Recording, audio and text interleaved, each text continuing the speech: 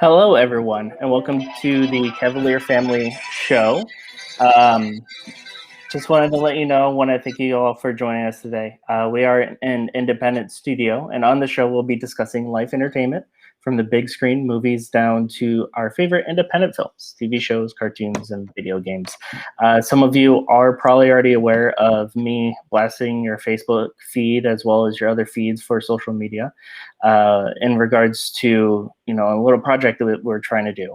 We've been trying to do a campaign because a group of 12 of us are trying to fulfill our dream, as well as have a studio as well that I started in February. And with all of that, that brings us to the updates and clear that out. Just want to again welcome to the show itself. My name is Todd, and my co-host here is Lee. How are you doing, Lee? Hey people, how are you doing? No, I'm actually doing pretty good. Just sitting here chilling like a villain in penicillin, like somebody we know used to say. So yeah, doing pretty good. Good. Any updates in life, or have you seen any recent movies, played any video games, anything like that? I know that you've seen a recent trailer, which we'll of course discuss later on, but just wanted to get the life updates out of the way. No, actually, this week has been pretty rough. Everybody has their good weeks and bad weeks, and this week has been pretty bad so far. Hopefully within the next 2 weeks it'll turn around. Recently I picked up a copy of Fallout 4 for Xbox One and continued my game. That is kind of odd because I haven't played that in almost like a year and a half to 2 years. So, of course, all the buttons are really jacked up, and people complain about Tom Clancy's like layout. Yeah, you haven't seen anything unless you play Fallout. It's just like really jacked up. So, but now it's getting back, getting those memories back of where I've been, where I have to go, and places I should not go because I'm not that high of a level yet. Died a few times, so all good though. Makes sense. Yeah, I actually just finished a few movies. I did watch *Malignant*, which of course we'll discuss on a different show because one of our guests that will be on here also seen it. So definitely get the dynamic of both opinions. For those of you that are not aware, I'm very much a movie buff in real life. I love movies. I love go to the movies. I love critiquing movies as well. Where you have Lee as your I hate to say this, but basic Joe guy who just goes in, and if it's entertaining to him, then it's entertaining. So throughout the show, if we ever discuss movies, video games, or anything of that nature, it'll definitely be two different perspectives for everybody because I know a lot of people can't relate on just a movie buff other than just going to the movie and enjoying it. And that's where you have Lee, as well as where we'll have multiple guests on the show as well. So yeah, I did see *Malignant*. I am also watching the most recent movie with Hugh Jackman, the movie that's on HBO Max that kind of takes you into it's called Reminiscence, where it takes you back and remembering your past and everything. It's okay. It's very much reminds me a lot of Inception in a way, where instead of going into your dreams, you're going into your memory bank and trying to remember something. But so far, not so much impressed by it, just because of the fact that it just doesn't get you to the point where you're in love with the character or you enjoy the character's time together, especially, of course, with the actress who was with him on The Greatest Showman. You don't have that character dynamic or character development where you actually like see the connection between the two. You're not there along with the show with her to the point where you kind of miss her when she goes missing. So it's kind of a bummer, but I am going to finish it. And then, of course, we'll discuss it later on. But in the meantime, of course, we did talk about some trailers that you actually recently watched. And the most recent one, of course, is The Matrix Resurrections. Which, before we go any farther, before we jump into The Matrix, so get this. I know you're a movie buff.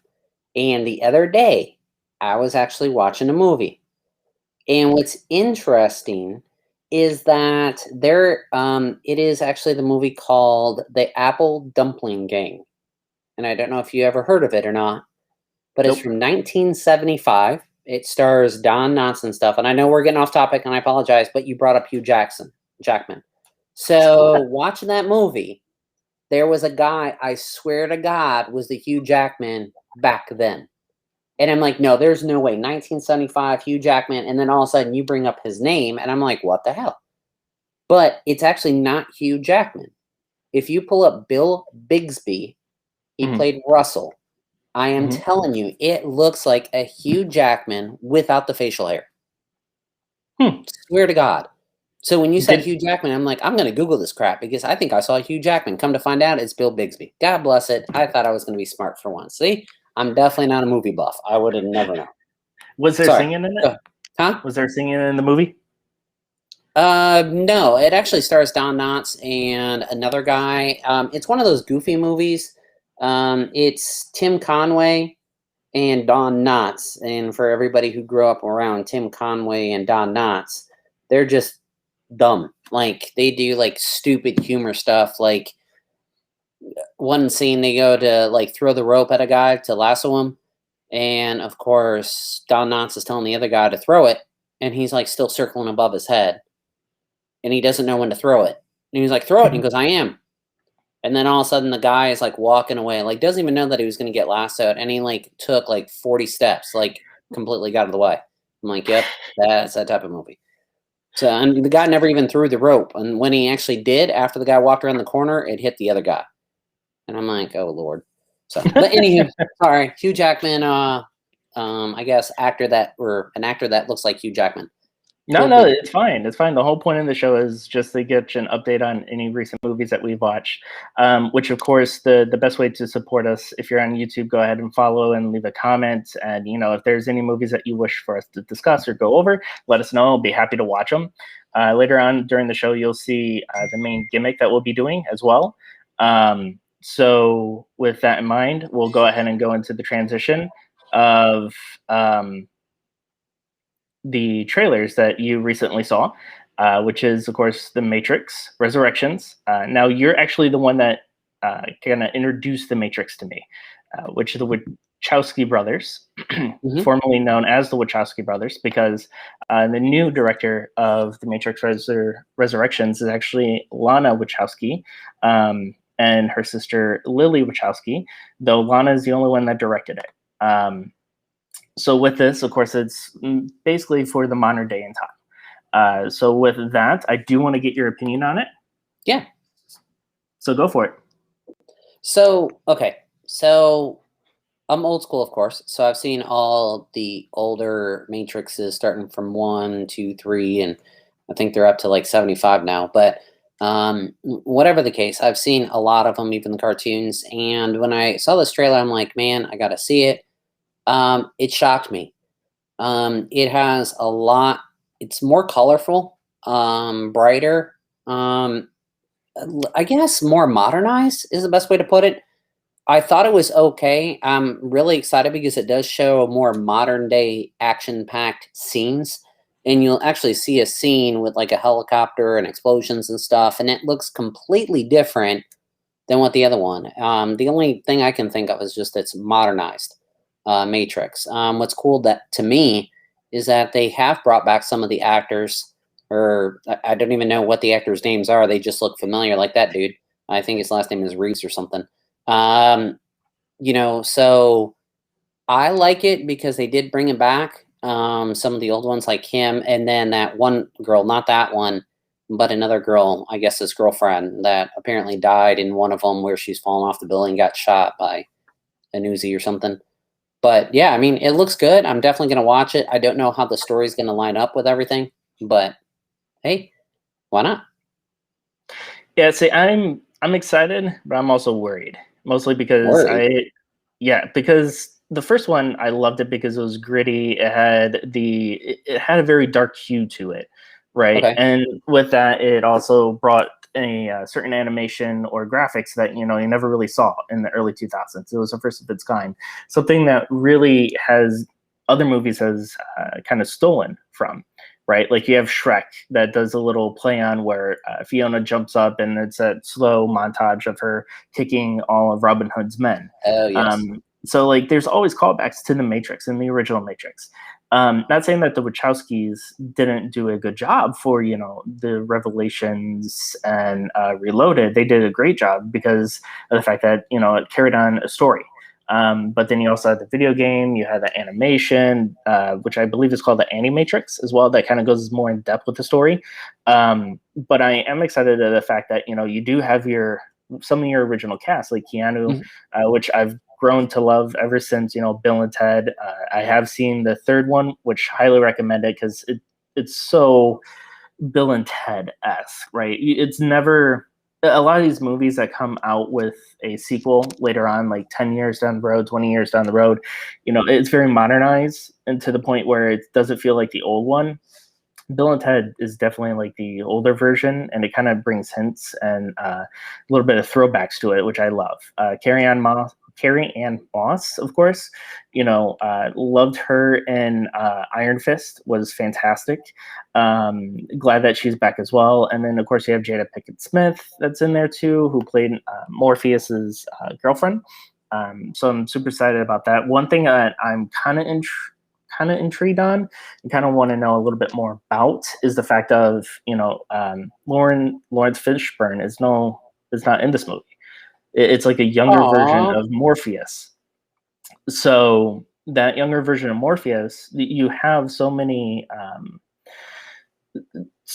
rumors going out there. Like, okay, well, in the second one where he meets the guy with the computers and everything like that, he says, you know, this is one of 7 different realities that has happened. So is this the 8th reality?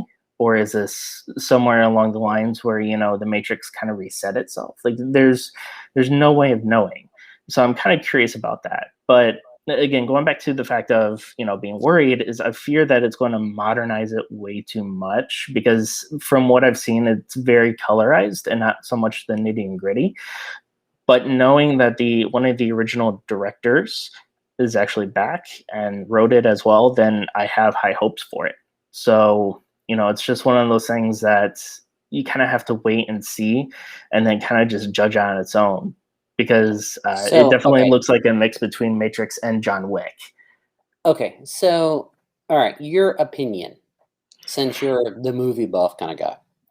So, when the first Matrix came out, of course, it had wow effect written all over it. Mhm. Then it ended with the story where people are like, gotta see the second one because that movie was wow all over it. So then they watched the second one.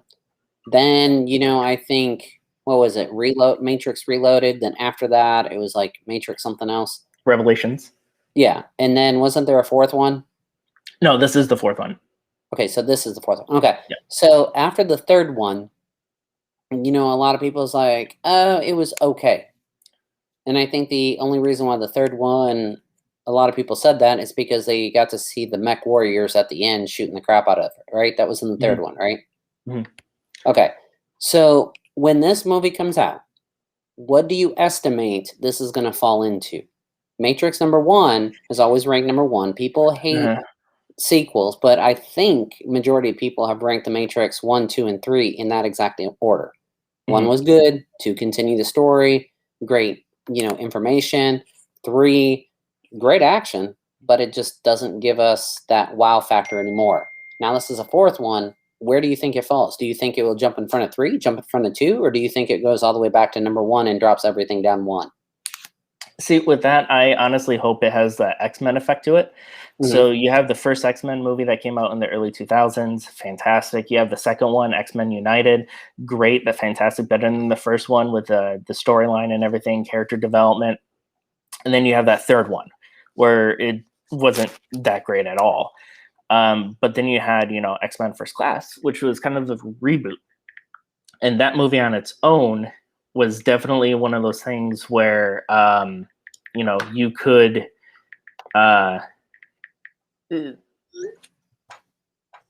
definitely put it in the time slot of after the second one. So it's like right before the third. So I'm kind of hoping that this one alone goes right before the third one as far as quality goes. So it'd be like Matrix. So you're and saying then 1, 2, 4, and then 3. possibly. Or it could beat out 2. It honestly could beat out 2. We just don't know. And that's the thing, is nothing's going to beat the first one, hands down. Nothing is going to beat the first one. And then, of course, the second one was a good sequel. And then the third one was the X-Men, United of the 3 movies. If I know a lot of people are probably going to really disagree on me with that. Like, oh, it's not that bad. It's not as bad. And they're right. It's not as bad. But as far as examples go, that's one of the ones if you're that going to use X-Men, you might as well just jump in the flagship of all sequels, Star Wars. Okay, so it's not going to be the Empire Strikes Back. Let's just put it that way. Empire Strikes. But it's not going to be an Anakin. You think it's going to be better when Anakin loses his arm and pretty much yells, "Why me?" because I picked the dark side? I'm kind of hoping that it's Revenge of the Sith, because of the fact that in Revenge of the Sith you have that epic battle between him and Obi, and that is by far one of the best lightsaber duels, and that's not counting the animated, because the animated ones had amazing lightsaber battles as well. But if anything, this is not going to be an Empire Strikes Back. I believe this is going to be, if we're doing Star Wars, this is going to be a New Hope. I know a lot of people are going to disagree and hate me for that. Ouch. But okay, hear me out. Ouch. Hear me out, though. Like, A New Hope is the startup of everything, right? And it was good. It was great. But then you had Empire Strikes Back, which, of course, just made that story even more, right? It added more character development. That's where you get the Luke, I am your father type aspects, right? Okay, so follow me on this. The first Matrix is Empire, because it is the culmination of everything new story, new way of thinking. Because even today, like, a bunch of conspiracy theorists talk about the fact of, we're all controlled by Matrix. So like, it kind of built in the pop culture that way as well. So the first one is like the Empire, right? And then I'm kind of hoping this one is the New Hope out of all of them, where it's better than Reloaded. But it's right there with Return, right? But it's a lot better than Phantom Menace, which is Revelations. Those are pretty big words for a fellow Star Wars fan. I know, and you kind of put me in a block because you know how much I love Star Wars, and you know the fact that I have a tattoo of Star Wars on me. So, you know what's funny is I was born and raised around Star Wars. Why do you think I use that? Yeah. I still have the original Star Wars toys. All right. So the actual next trailer that I would like to talk about, of course, is actually one that just released and has gotten a lot of hype for it. Of course, that is the new Spider-Man trailer, Far From Home. Or no, I'm sorry, No Way Home, because Far From Home was the second one.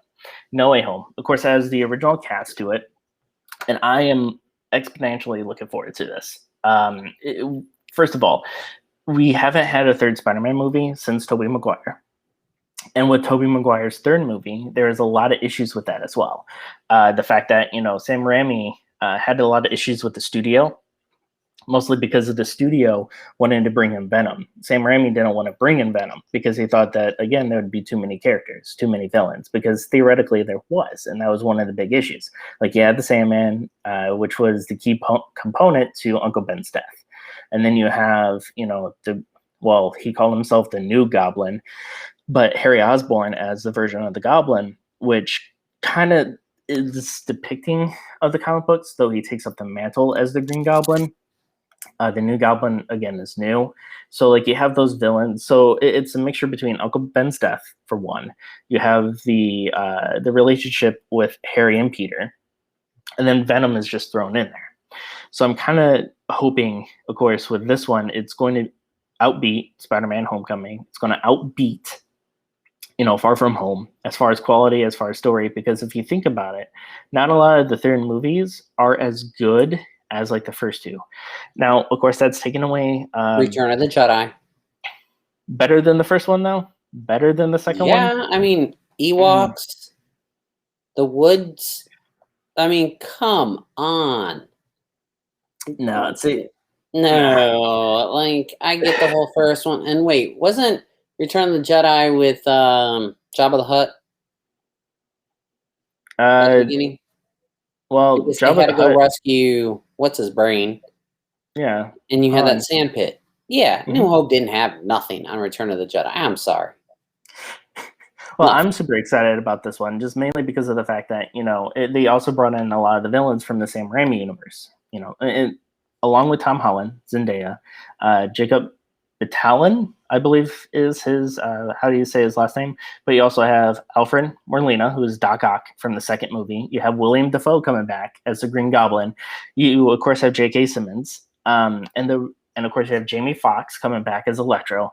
And the rumor is the fact that you have Sandman in there too, because in the trailer you'll see the bunch of sand coming up with a bunch of lightning. Well, that lightning is of course the Electro, Jamie Foxx. The other thing too is in the trailer you'll see him kind of like scared, and there's this dark figure that jumps at him in the background. The rumor is that that's supposed to be the Lizard as well, so it's setting up that Sinister Six vibe. But one thing that begs the question is the fact of, okay, well, if they're doing the Sinister Six, who is the sixth villain? Is it Mysterio? Did he actually not die? Which I'm kind of thinking in a way that Doctor Strange, and this is my fanboy thing. It would be interesting if Doctor Strange was actually impersonated by Mysterio. The whole thing of him trying to help him, but actually he's Mysterio in disguise, which would be interesting. Though that's probably not the case, but still, kind of interesting though. A little bit of twist there. But also you have, the Vulture. Of course, you have him in there as well, played by Michael Keaton, which is an amazing actor all on his own. He's in prison right now, and through the Morbius trailer that Sony has released a long time ago, he's actually a little cameo in there. Don't know how big of a part he plays in it. But also, the other question too is, well, about Scorpion. At the very end of the movie, and throughout the movie too, like you had the character in there, right, on the ferry boats and home. It was Homecoming. You had him on the ferry boat, and at the very end, you had him talking to Adrian Toomes, aka the Vulture. So does he play into it? So there's just so many things that are to begs the question as well. And also the biggest fan theory and the biggest thing that the fans want is, of course, the rumor of Tobey Maguire is in there, as well as Andrew Garfield, which I'm kind of hoping is the case, just only because of the fact that it's kind of what we were talking about, right, last week about Batman. You have Michael Keaton, you have Christian Bale, you have all these guys who keeps playing one after another, and it's a new character. Spider-Man is kind of getting that. It's kind of getting the same way as well, just because of the fact that you have so many actors playing it. But in order to fix that, why not have all three actors showcase in the main movie, and then they could all be, different universes versions of Peter Parker, where it's kind of, it's a different actor playing him, but it's because he's from a different universe, and Tom Holland is the main universe. It's our world. Okay, so that new movie that just came out, that Chinese movie. Shang-Chi? Yeah. Mhm. So is that part of the MCU or is that part of Sony? Yes. No, that's part of MCU. The only things that are Sony are Morbius, Spider-Man, and Venom. Okay, so with Doctor Strange in this one, Mhm. is this considered a Sony movie or is this considered an MCU movie? So the thing is the fact that with Marvel, they wanted to interconnect both Spider-Man and then into the MCU. Of course, the brothers who did Civil War, the Russo brothers. So the Russo brothers are the ones that wanted to fight for Spider-Man to be in Civil War. They actually had they weren't expecting anything. They were like, it's not going to happen, whatever. But Disney as well as Sony made out a deal where, Spider-Man can make this amount of money and then Marvel MCU can make this amount of money. So originally what it was is that Sony will, if Spider-Man's in an MCU movie, right, like the Avengers, like Civil War, Sony will pay 10% of the production value. if Spider-Man is making a movie, then the MCU or Marvel Studios will pay 10% of the production value. So that's kind of like the little partnership that they had going on.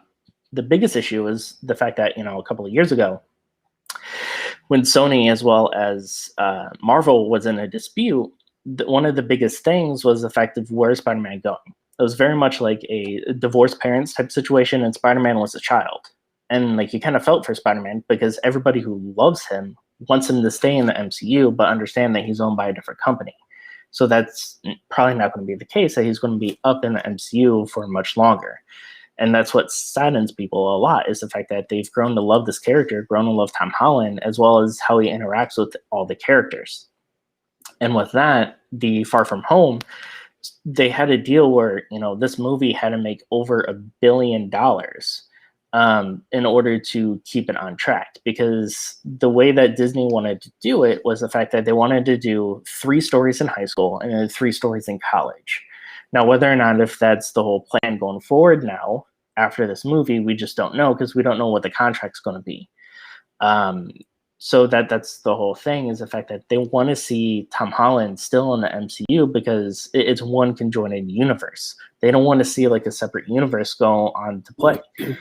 And, that's one of the big things that are going on right now, because of the fact that this could be Tom Holland's last time in the MCU. Like MCU, but still be Spider-Man, but in Sony. Correct. So after this, there is a possibility where he will no longer be part of the MCU. Instead, he'll actually be with the Sony universe, which is right on its own world. But the issue is, again, you have Venom, who's part of Spider-Man. You have Morbius, who's part of Spider-Man.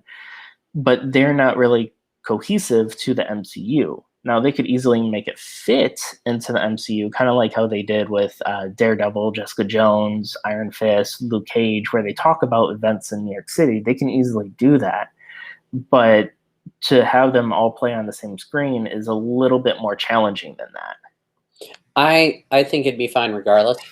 Because, I mean, if you go back, I guess if you rewind back when Tobey Maguire came out, everybody thought that it was like the most amazing thing, and then Tobey Maguire was in it multiple shows, I think 3, if I'm not mistaken. So they already introduced Tobey Maguire / Spider-Man in those 3, but they also introduced all the villains, which this movie showing those past actors. And like I said, I always love it when they grab the old actors back. I think they're not going to have a problem making Spider-Man because the villains are already in Sony. And not only that, like if you guys watched Venom, Venom's like hit or miss between a villain and a hero. Right, he's an anti-hero for sure.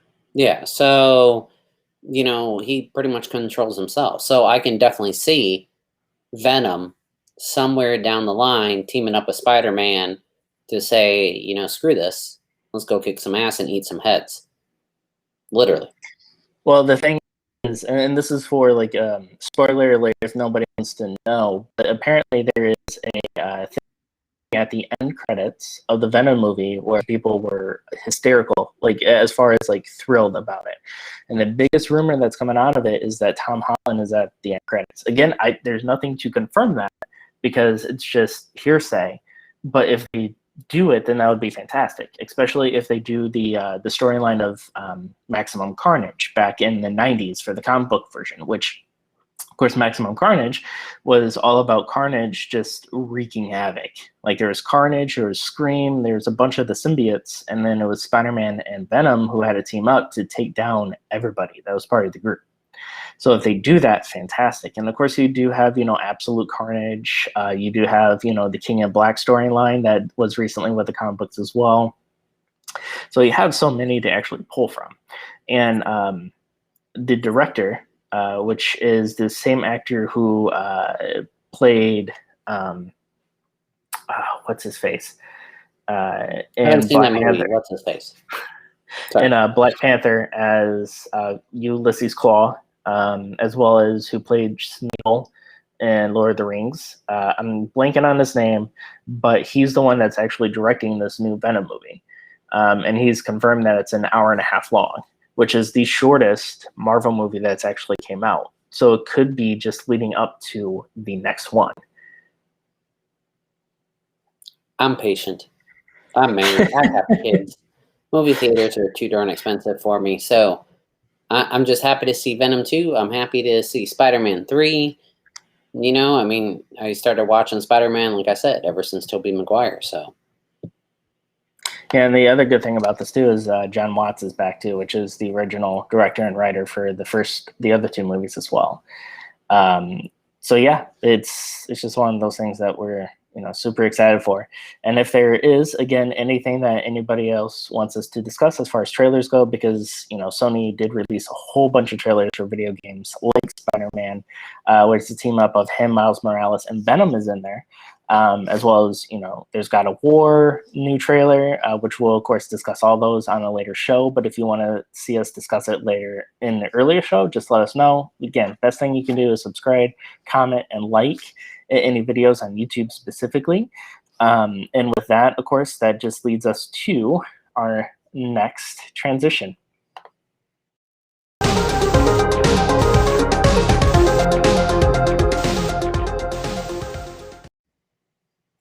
And with that, again, it brings us to our next topic of the actual night, which is 1971. So with this show, what we'll be doing is we'll have a random year that either you select or that gets thrown out there on social media. It's never going to be in order. So this week is 1971. Next week can be like 1990 or 1980 or 1963.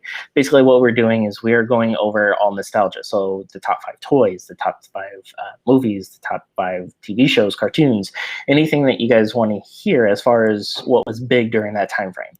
And to lead us off, of course, in the 1971 era is the top 5 TV shows, and we'll go ahead and let Lee go ahead and name the 5, as well as let you know that this list is from classictv.com, so that's where the resources are being pulled. So go ahead. Oh, right. Top 1971 TV shows. Okay, so All in the Family. Wait, I'm on the wrong website. God bless it. Wait, you said classictv.com, right? Yeah, classictv.com. So, all right. So Old Age. Sorry, I am on the right website. Okay, so All in the Family, The Flip Wilson Show, Marcus Welby, MD, Gunsmoke, and ABC Movie of the Week.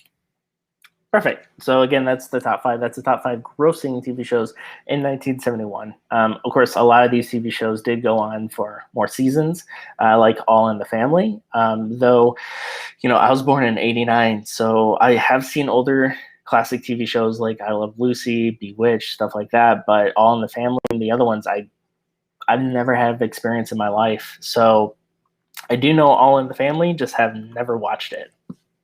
Yes. So All in the Family was a TV show that I can remember that when we went to watch it as kids, my parents was absolutely not.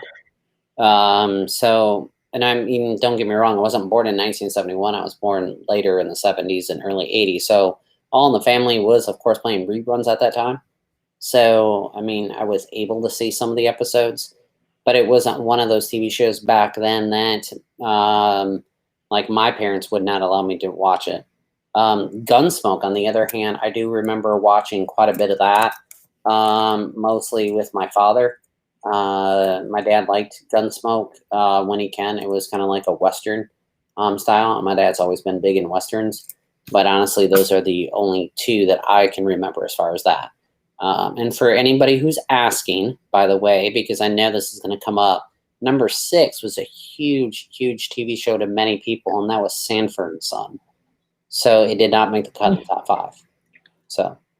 Yeah, and the sad thing, too, is like a lot of these top 5 picks, there's a lot of things out there that we know that's actually grown in pop culture, which, of course, we'll later on discuss. But like a lot of the toys and everything just didn't make the top 5, unfortunately, but they're going on today. Like there's a lot of things such as toys and TV shows that are like more relevant than any of the top 5 that we have here. Like Marcus Welby, I don't know Marcus Welby, but I could tell you that, All in the Family I know of, and it's because of pop culture and what big impact. And I know Sanford and Sons, and I know it was number 6, but again, going back to the fact of, it made a huge impact. And that's the whole thing, is the fact that, these lists are the top 5, yeah, but it doesn't necessarily mean that it has had the biggest impact. It's just interesting that we go over these things because, we learn things new every day. So it's cool to learn. Yep. Like, for an example, like the top cartoons, top 5 cartoons. Like number 1 was Archie's TV Funnies. The second one was Help. It's a Hair Bear Bunch. The Funky Phantom was number 3. The Pebbles and Bamm Bamm Show was number 4. And number 5 was the Jackson 5, which the Pebbles and Bamm Bamm Show I did watch. I have seen a few episodes. I mean, it's the Flintstones, so obviously. Archie, I do know him from the comic books, though I didn't read any. The most recent thing that I know him from is, of course, Riverdale, the TV show. Which has been going on for quite some time. And the first couple of seasons was great. Unfortunately, I fell off, kind of like The Walking Dead. I kind of just fell off. Life comes in the way, not be able to watch them. So it's kind of sad in that matter. I don't know The Funky Phantom or Help. And of course, everybody knows the Jackson 5. And yeah. Well, what you're talking about is it went for like one whole season, but like you were saying, like one whole season, it made the top 5 within that year. Well, everybody has to realize, regardless of what we've seen on social media or what we've seen in the past about, Michael Jackson, for example, he was an idol back then. Everybody's life changes. You and I, we've changed, and I have friends that, you thought they were perfect, and you meet them now and you're like, dude, what happened to you? It always happens because things change our mentality, our life cycles, who we are as a person, our beliefs, that kind of thing. So when Michael Jackson was younger, people just need to realize flat out that when he was younger and he was singing, it was literally like the Hansons when they came out. Like, the people just went crazy because you have some young kid. And let's be real, there was a lot of stereotypes out based on a lot of different factors with Michael Jackson. But he was a young kid. He hit the market hard. He had unique music, hands down, one of the best pop artists of all time. And he paved the way for a lot of the pop artists now. Then, not only did he change the music, but he changed dancing. So he changed the style of people wearing clothes. I remember growing up that my brother and sisters, were talking about the red leather coat. Many people had the white glove that they would wear to school, even because that was their pop culture back then. Hey, this is Michael Jackson. He's like the coolest thing. So you always have those trends that come out. Michael Jackson, regardless if he had his own cartoon and people's like, what? It was pretty big. People enjoyed it because they enjoyed him as a person back then. Right. And like going with the whole fact of, the music and everything and entertainment wise, that as he grew older, like it's made an impact to the point of like he's still relevant today. And one thing that, propelled him was, his singing, but also that alone kind of tells you on how big of an influence he was even at that age as well. Yeah. Take a look at also the Pebbles and Bamm Bamm Show. Like, if you think about it, Pebbles and Bamm Bamm, the Flintstones are still hitting strong. Like, and it's been years since the actual cartoon. You could still watch it on Boomerang as well. And then, of course, you had that movie with the Baldwin brother and John Goodman as well. And I forgot her name, but she was part of Weight Watchers for a while. Like, both of them made the real life movie. And then, of course, they came out with the sequel. Well, it was technically a prequel, but regardless, though, like, it's still going strong till today. And of course, speaking of going strong, that kind of just brings us to our next top 5, which is, from peoplehistory.com, which are the top toys. Lee, did you want to take that one? No, because when I was Googling it, it's not loading on my side. Okay, that's fine. I found a different spot that I thought was kind of interesting, so I'll let you go over that. That's fine. Okay, yeah. So the top one should be no surprise because it's still hitting strong today, and that's honestly anything to do with Barbie. 1971 was big with Barbie, with the fashion, the Malibue Barbie, and anything basically with that. The talking phone, of course, the talking phone was big, mostly because of the fact that you did have the talking phone even till today. Like I had it when I was younger too, and it's on Toy Story as well, the movie. Um, the Lego house building set, the Etch-a-Sketch, which was big as well, even till today. I mean, even in the toy store, in the toy aisle, I'll just go up to Etch-a-Sketch and just, start dialing on those knobs, just trying to create a picture. I'm not that good. I'm horrible at it. I will be the first to admit that. The dog will just look like a house, and I don't know how that, you know, came about, but it did. And then, of course, which is weird, but the fifth one is a children's dial typewriter, which, of course, I grew up on a typewriter a little bit because, we had a computer, but what was good for the parents was also good for the children as well. So, with my experience with any of those, honestly, growing up with a house full of women would be the Barbie. As as weird as that sounds, that was the big thing. I remember cousins, sisters, just getting anything Barbie, being extremely excited about it, wanting to play.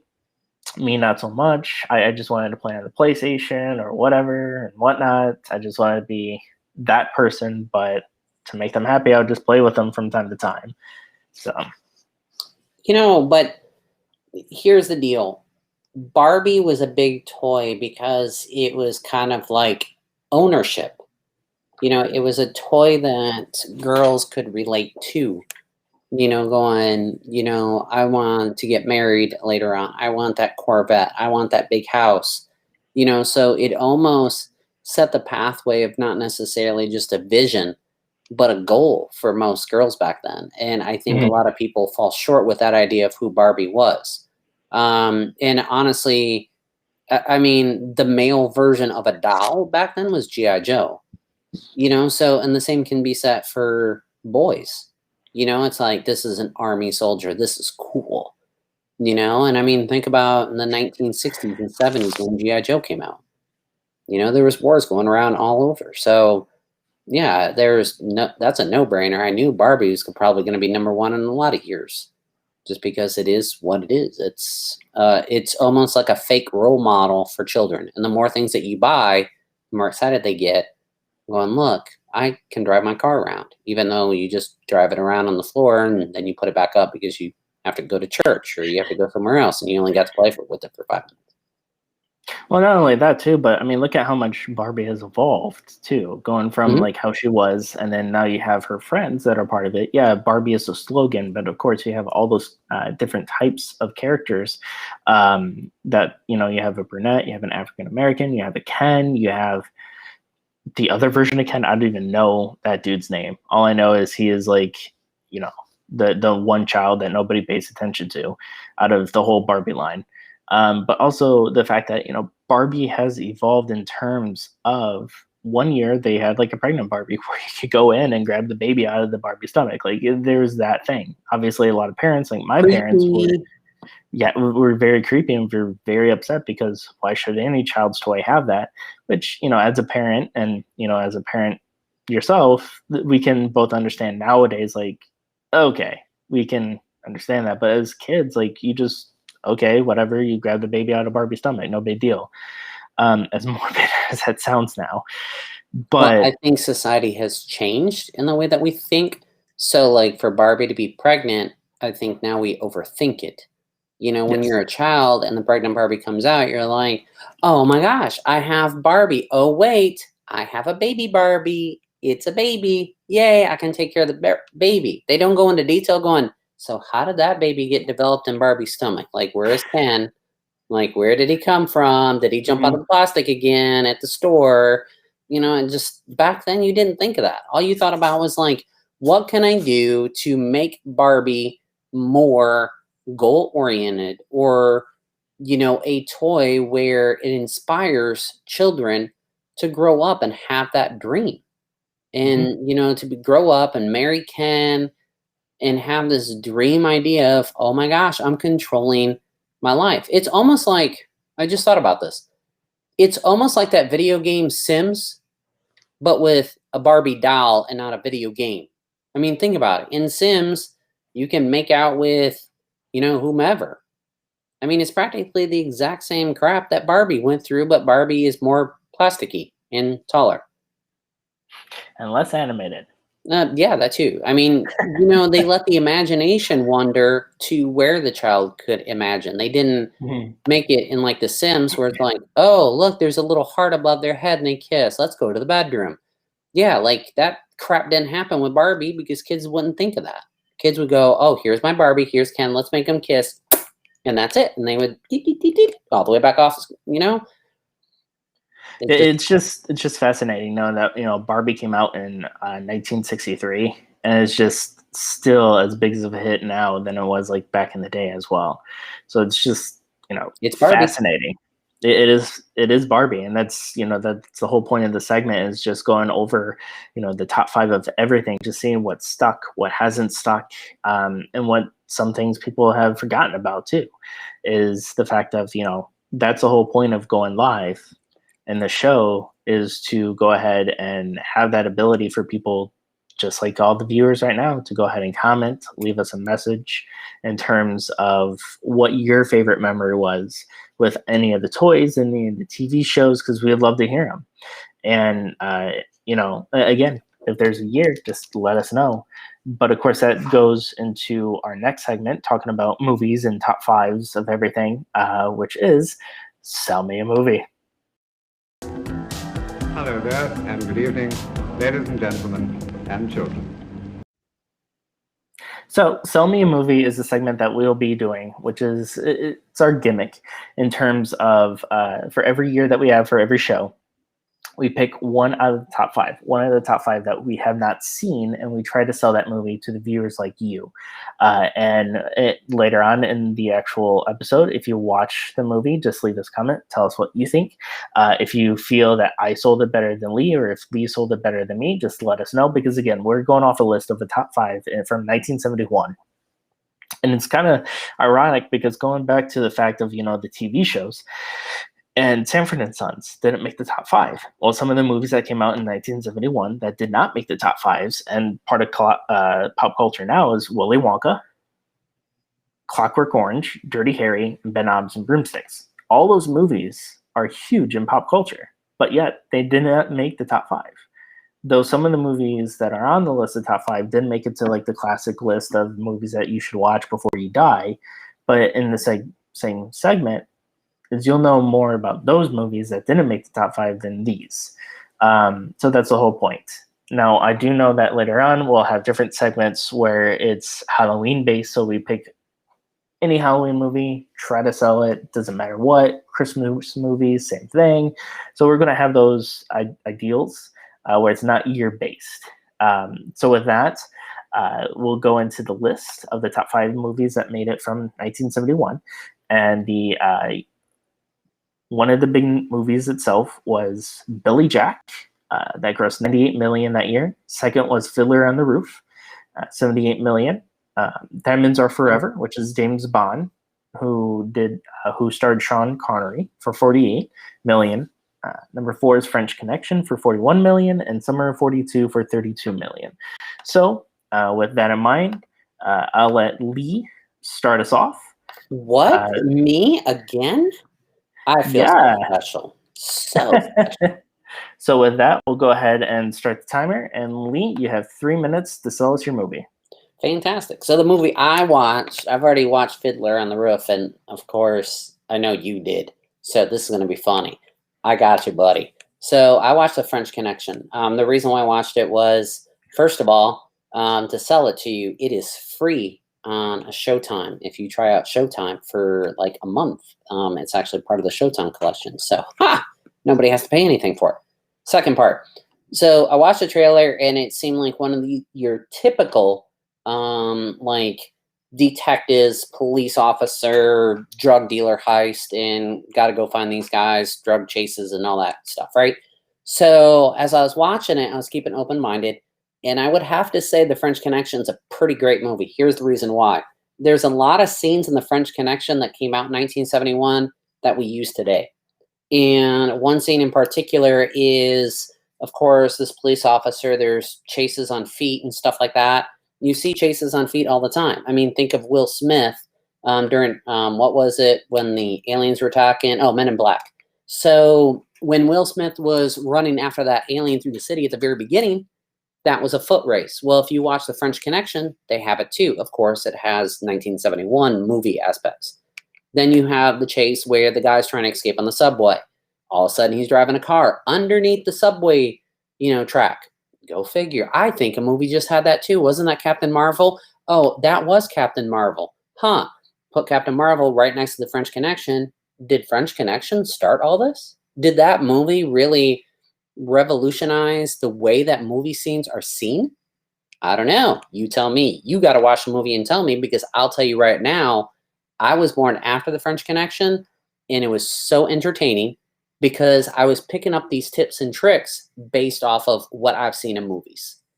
And I thought it was the most immaculate movie.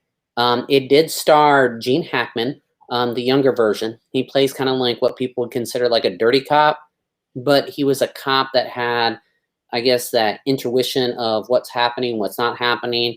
A lot of things turn. He does make bad decisions.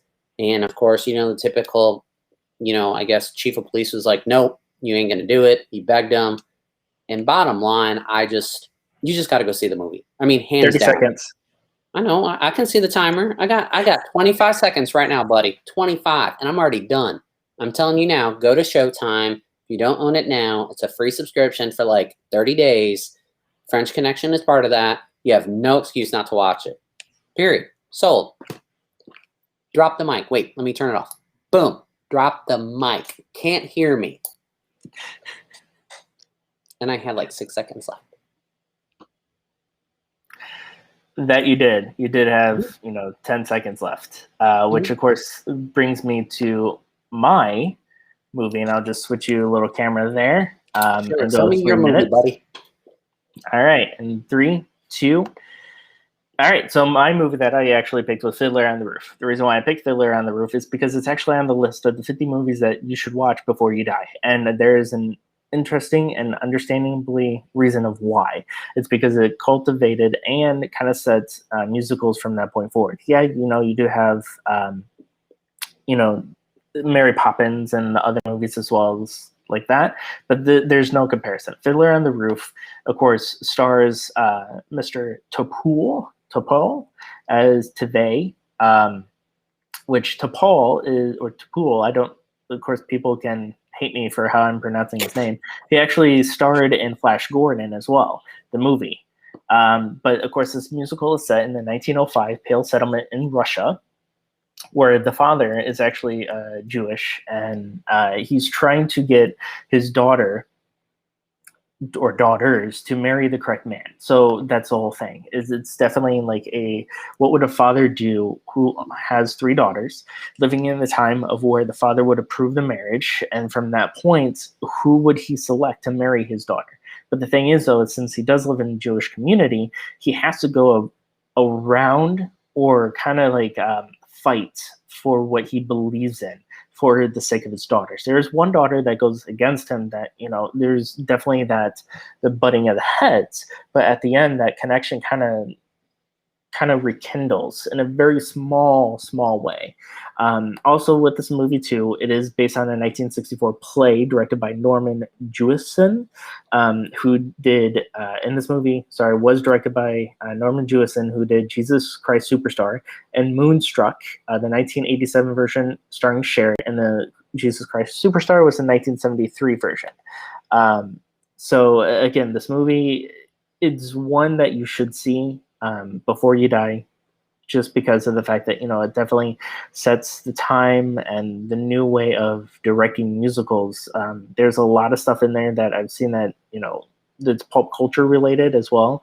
The very first song in there, called Traditions, just sold me on it. Though it does have an intermission set piece in the middle of the movie, but a lot of the movies back then did have that set piece. I mean, look at Ben-Hur as well. They had a intermission as well, and it was a movie. But yeah, I would highly recommend this just because of the fact that you can actually say that you have seen it, and if it's ever on Broadway, which I'm not sure if it is, it can be, but if it is, see it on Broadway, because it's just like Phantom of the Opera starring Gerard Butler. It made me interested in the play. And that is Sell Me a Movie. and I didn't have as many seconds as you did. But You did good. You did good. at this, yeah, I try. I try. Now, we did get a comment from a follower. They did say French Connection is amazing. Yeah. Just saying, Yeah. somebody commented, French Connection is amazing.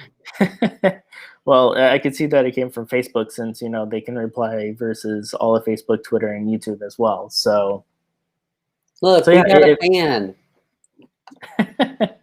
And So look, if it you actually haven't- looks like she's from France too, like part of that whole French thing. well, if Sorry. you haven't seen either of the movies, definitely recommend it. Obviously, that's 2 out of the top 5. We didn't pick, Diamonds Are Forever because of the fact that a lot of people have seen it and know of it, since it is a James Bond movie. I picked Fiddler on the Roof because it was just one of those things that are on the list. But of course, everything from here on out is up to you guys. So comment below, what do you think sold the best out of Lee and I, that sold it the best between us two?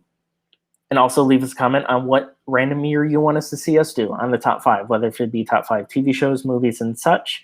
As well as if you are an independent director, let us know, leave us a message, because we'd love to connect with you as well as have you on the show. So then that way we could talk to you about the movies that you've done, kind of go into history on it, what made you, inspiration on what you wanted to do, the type of writing, what have you accomplished.